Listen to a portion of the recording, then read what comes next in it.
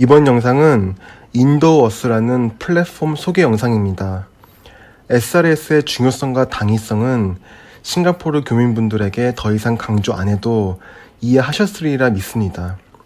SRS로 투자할 수 있는 플랫폼들이 매우 다양하지만 그나마 원금을 날릴 가능성이 적고 안정적인 플랫폼이 로보 어드바이서를 기반으로 투자하는 플랫폼입니다. 대표적인 플랫폼은 스태시어웨이와 인도워스입니다. 인도워스에 주로 투자하는 제 친구의 수익률과 스태시어웨이의 제 수익률을 보면 크게 차이는 없어 보입니다. 이번 영상은 인도워스에 대한 소개 영상입니다. 인도워스는 제 친구가 소개한 플랫폼입니다. 제 베프이고 인도워스를 통해 매달 200불씩 각자 저축해서 은퇴하면 동해안에 커피숍이나 차리자는 야심찬 생각으로 저도 인도워스를 시작하게 되었습니다. 그 친구는 매달 3,000불을 SRS 계좌를 통해 인도워스에 투자를 하고 이번에 커피숍, 즉 카페 플랜을 위해 매달 200불 투자를 시작했습니다. 그 친구도 인도워스 소개 영상을 그 친구 유튜브 채널에 업로드했는데 한번 보시기 바랍니다.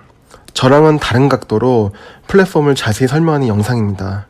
일부러 이 영상과 내용이 겹치지 않도록 저는 이번 소개 영상을 만들었으니 두 영상을 함께 봐주시면 좋을 것 같습니다. 이 영상 설명란에 영상 링크를 걸어두었습니다. 자, 그럼 인도워스에 어떻게 투자를 하나 한번 봅시다.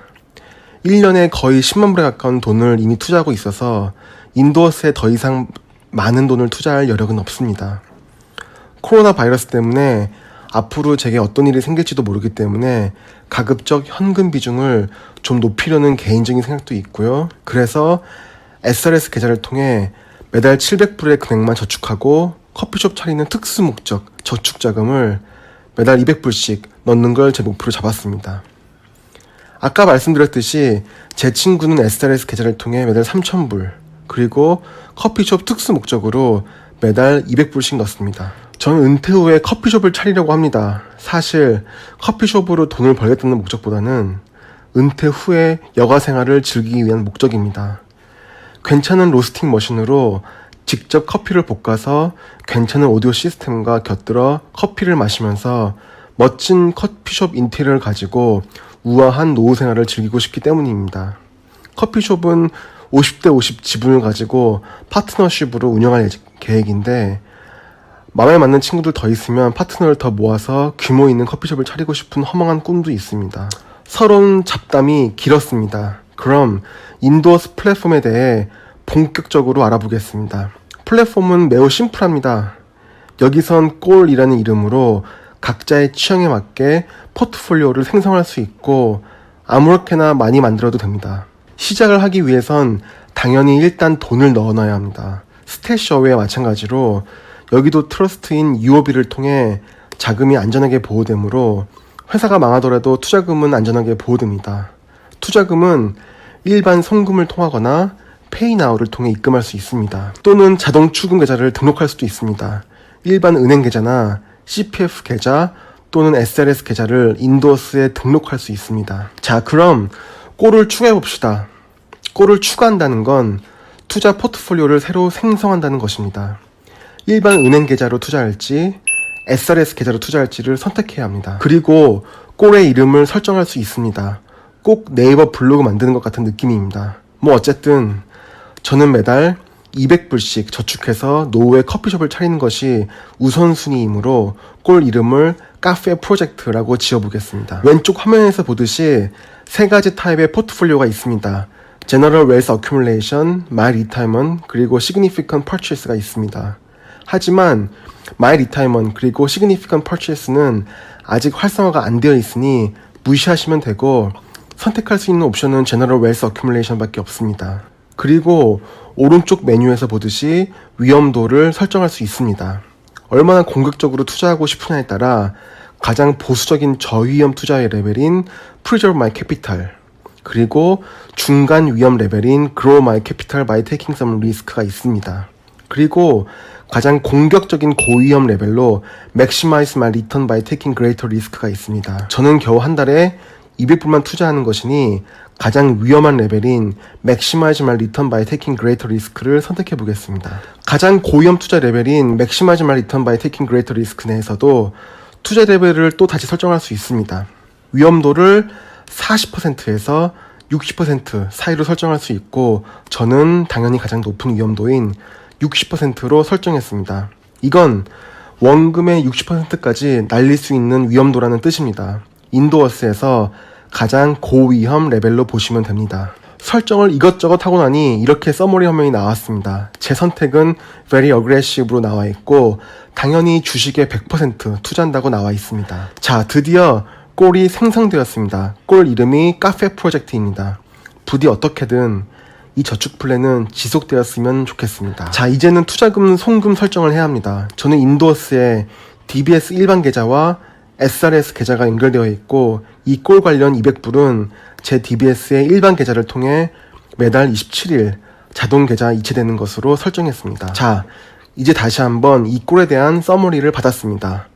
자동 출금 일자, 매월 투자 금액 등이 나와 있고 이 모든 설정은 아무 때나 변경 또는 삭제가 가능합니다. 인도어스는 앞으로 어떻게 자산이 커가는지에 대한 포캐스트도 제공합니다.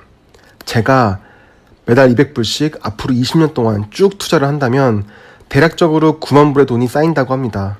중위값, 쉽게 생각하시면 대충 평균적으로 이 정도 돈이 모일 거라고 생각하시면 될 것 같습니다. 저랑 제 친구가 똑같이 200불씩 모으기로 했으므로 아주 만약에 계획대로 20년 동안 저축한다면 18만 불이 쌓이게 될 것입니다. 사실 한국 지방 지역에 이 정도 돈이면 카페 하나 인수하거나 차리는 건 실제로 가능합니다. 이 꼴, 즉 포트폴리오의 요약은 다음과 같습니다.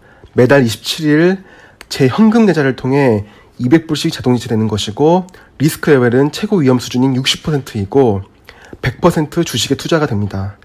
20년간 투자되는 원금은 48,400불이고 투자 수익 포함 20년 후에 모이게 될 예상 금액은 95,555불입니다.